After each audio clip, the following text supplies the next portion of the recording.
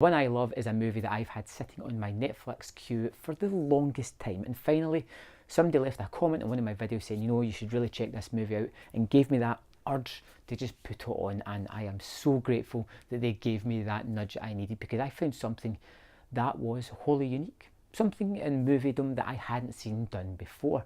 It's about a troubled couple who are going to a psychologist or a counsellor of some sort, somebody that's helping them through their problems, and he suggests this wacky solution. It's a weekend away, a large country house where they can get away. There's going to be a special treatment there. They're not really told too much about it, just to go along and discover what it's about.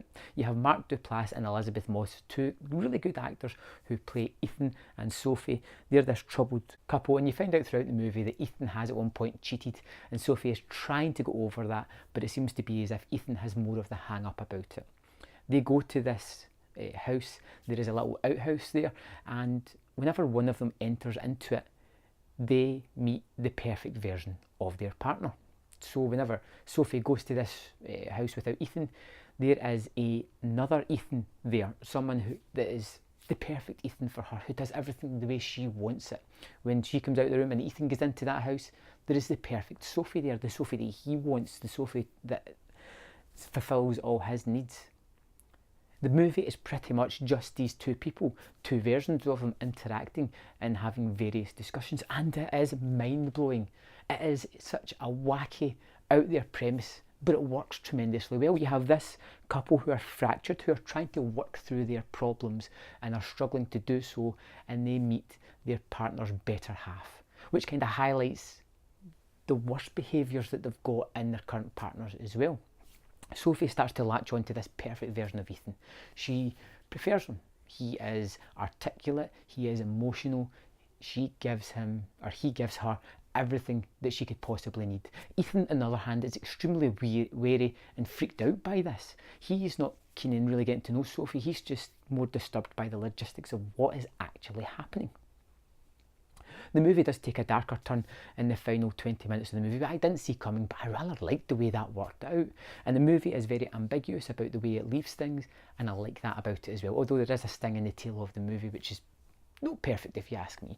But the favourite thing about it is because it's so stripped back, because it is pretty much just these two actors, you really get a really strong character study. You get to know both of these people.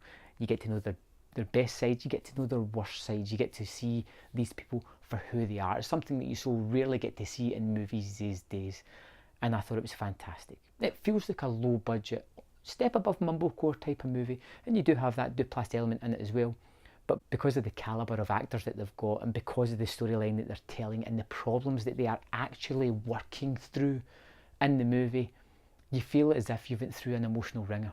You feel as if you went through a kind of science fiction thriller element to it, as well as a kind of subplot. But this is most definitely a character study, and it's a fantastic one at that. The actors do a terrific job. There's some nice photography, there's really nice special effects, as you have all four of these people talking to each other at one point. There is some very strange conversations to be had as well. The movie keeps you on the edge of the seat because it is an exciting movie for something that is primarily a drama, which is unusual to say. I thought The One I Love was a tremendous movie. I really enjoyed it. I wish I'd got to it sooner. That's my cross to bear. But honestly, if you like the sound of this movie, stick it on. I understand you're probably going to love it like I did. I gave The One I Love 4 out of 5. I'm going to go back to this again. It really interested me. I want to see things that I missed, or little tics or twitches or mannerisms that they have that I may not have noticed first time around. Have you seen The One I Love? Let me know in the comment box what you liked about it, what you disliked about it. I'd love to have a discussion, and I'll see you next time on Man vs Film.